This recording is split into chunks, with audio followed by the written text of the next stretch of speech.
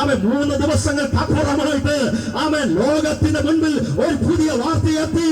അവൻ മരണത്തെ ഭേദിച്ച് അവൻ 3 നാൾ ഉയർത്തെഴുന്നേറ്റു.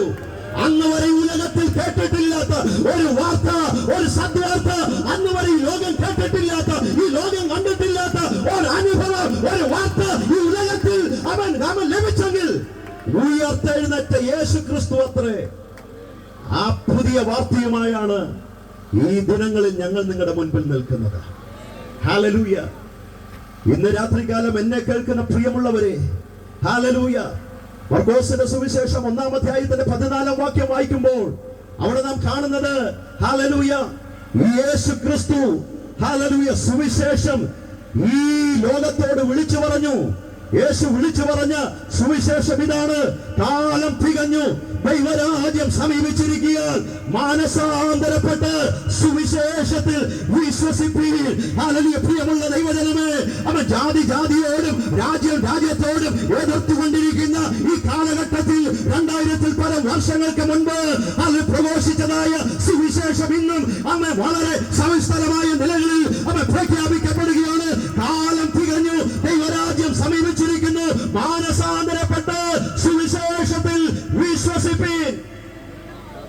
രാത്രികാലം എന്നെ കേൾക്കുന്ന പ്രിയമുള്ള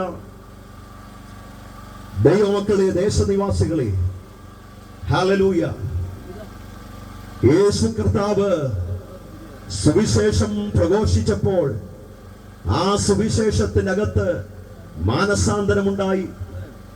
യേശു ക്രിസ്തു സുവിശേഷം പ്രഘോഷിച്ചപ്പോൾ ആ സുവിശേഷത്തിനകത്ത് വിശ്വാസം വർദ്ധിക്കുവാനിടയായി. യേശു ക്രിസ്തു സുവിശേഷം പ്രഘോഷിച്ചപ്പോൾ ആ സുവിശേഷത്തിന്റെ അകത്ത് വിടുതലുകൾ സംഭവിക്കാൻ ഇടയായി തീർന്നു. പാപികൾ മാനസാന്തരപ്പെട്ടു, രോഗികൾ സൗഖ്യമായി, ഭൂതങ്ങൾ വിട്ടുമാറി, അന്ധകാര മണ്ഡലങ്ങൾ തകർന്നു മാറിയെങ്കിൽ ഇന്ന് രാത്രികാലം സുവിശേഷം ഇവിടെ മുഴങ്ങുമ്പോൾ അതിനകത്ത് ചില വിടുതലുകൾ സംഭവിക്കും.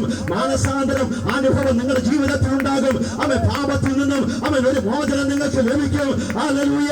വിശ്വാസം നിങ്ങളിൽ വളരും. മാത്രമല്ല, യേശു അവൻ സുവിശേഷം പ്രസംഗിച്ചപ്പോൾ അവൻ അവരുടെ രോഗികളെ സൗഖ്യമാക്കിയെന്ന് തിരുവചനത്തിൽ നാം കാണുന്നെങ്കിൽ ഇന്ന് രാത്രികാലം ഇതിനകത്ത് ആരെങ്കിലും ഭാരത്തോടെയും പ്രയാസത്തോടെയും മാനസികമാകുന്ന വ്യഥകളോടെയും അസമാധാനത്തിന്റെ അനുഭവത്തോടെയും ശാരീരികമാകുന്ന കഷ്ടതകളുടെ നടുവിലും ആരെങ്കിലും ഇതിനകത്തിരിക്കുന്നുണ്ടെങ്കിൽ നിങ്ങൾക്കും കൂടെയുള്ള വിടുതൽ സന്ദേശമാണ് ഇന്ന് രാത്രി ഇവിടെ ഉയർത്തപ്പെടുന്നത്.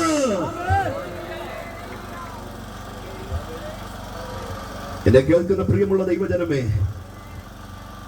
അതുകൊണ്ട് അത്ര പൗലോസ് പറഞ്ഞത് ഇത് തേജസ്സിന്റെ സുവിശേഷമാണ്. ഈ തേജസ്സിന്റെ സുവിശേഷത്തിന്റെ അകത്ത് വിടുതൽ വേണ്ടവർക്ക് വിടുതലുണ്ട്, മാനസാന്തരം വേണ്ടവർക്ക് മാനസാന്തരമുണ്ട്, രക്ഷ വേണ്ടവർക്ക് രക്ഷയുണ്ട്, വിശ്വാസം വർദ്ധിക്കേണ്ടവർക്ക് വിശ്വാസം വർദ്ധിക്കുന്ന അനുഭവങ്ങളുണ്ട്. ഏത് വിഷയത്തിന്റെ നടുവിലാണോ ഇന്ന് രാത്രികാലം മനം കലങ്ങി ഹൃദയം ഉറങ്ങി നിങ്ങൾ ഇരിക്കുന്നത്, നിങ്ങൾക്കുള്ള രക്ഷ അതൂതാണ് ഈ മാറ്റമില്ലാത്ത ദൈവത്തിന്റെ വചനത്തിന്റെ ആഴങ്ങൾ. അതുകൊണ്ടാണ് റോമാലേഖനത്തിൽ ഇപ്രകാരം ഓർപ്പിക്കുന്നത്: സുവിശേഷത്തിന് ശക്തിയുണ്ട്. സുവിശേഷത്തിന് ശക്തിയുണ്ട് ദൈവമക്കളെ. ഈ സുവിശേഷം, ദൈവത്തിന്റെ വചനം ജീവനുള്ളതാണ്. ഹല്ലേലൂയ. ദൈവത്തിന്റെ വചനം ജീവനും ചൈതന്യമുള്ളതായി, ഇരുവായ്ത്തലയുള്ള ഏത് വാളിനേക്കാളും മൂർച്ചയുള്ളതും, പ്രാണനെയും ആത്മാവിനെ സന്ധിമജ്ജകളെയും വേർപിടിവിക്കുമെണ്ണം തുളച്ചു ചെല്ലുന്നതും, ഹൃദയങ്ങളെയും ചിന്തനങ്ങളെയും നിലവുകളെയും ആരാഞ്ഞറിയുന്നതുമാണ് ദൈവത്തിന്റെ വചനം. ഇവിടെ പ്രസംഗിക്കുന്ന ദൈവത്തിന്റെ വചനത്തിനകത്ത് ഇന്ന് രാത്രികാലം ശക്തി വെളിപ്പെടുവാനിടയായി തീരും. നിങ്ങൾ ഏതൊക്കെ ഭാരങ്ങളുടെ നടുവിലാണോ, ഏതൊക്കെ പ്രതിസന്ധികളുടെ നടുവിലാണോ, ഏതൊക്കെ ഞെരുക്കത്തിന്റെ നടുവിൽ